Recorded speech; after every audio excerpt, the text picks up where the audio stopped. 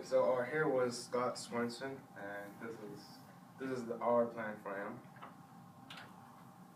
This is some background information. He's 35 years old. He owns a home, no loans at all on his house. He has four kids. Two of them already have a savings account. His mortgage is around 200 or so. With his kids, his two older sons have a savings account. And his savings account is like kind of an emergency and like somewhat of a retirement plan. His savings account it's at a certain point, and whenever he wants to take out some money, he will try his best to like go back the same amount. He won't go over. He won't go below it. For the problem here is that he just invested a lot of money. Well, he inherited a lot of money, and we feel that he shouldn't just go off and blow it. He should be smart with it. And then there's that looming question of the extra bonus money that becomes a real big problem. The solution would be throughout the slides. There will be some different investments, different bonus money you can do with it, and just several companies just to give me thought what you should invest in and what you should like look into more. And it's important to start now because you never know that unfortunate events can happen, and it's a good idea that you should have enough money saved in your account to kind of ease that situation. So this is just several companies from low, medium, and high. It has their 52 low and 52 high, and it gives you a percentage of what would their earnings would be, growth for 2015 or more. Some of us on here would be 40%, and the lowest on here was 18%. Here we have the investment options, and then we have the low risk option. And the option for this would be with the money that he inherited, which is the $25,000. He can kind of put it in a fund for college, and he can also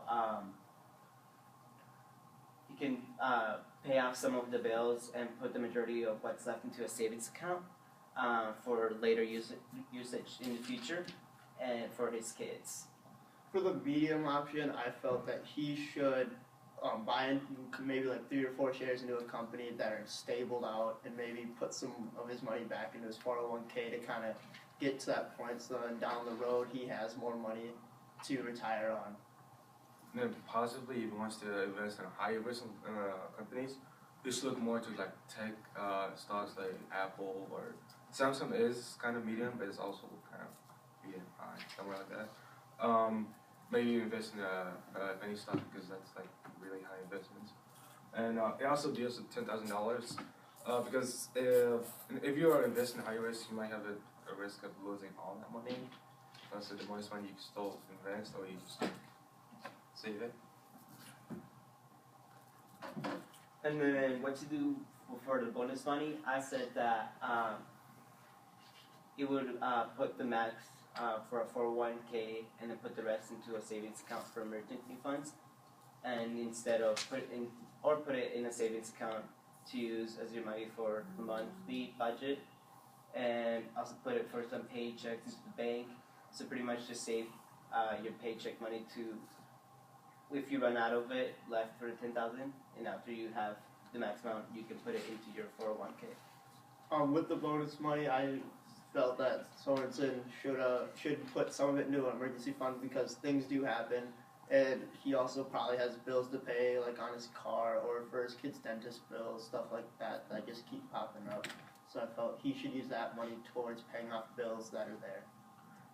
For my bonus money, since he's probably going to invest in a higher risk company, I would say saving in savings accounts because you don't know when all the 25 grand just goes away. Like a short amount of time, or just like start a savings account for his other 2 kids, since his older kids already have a savings account, and then save it for him, or yeah.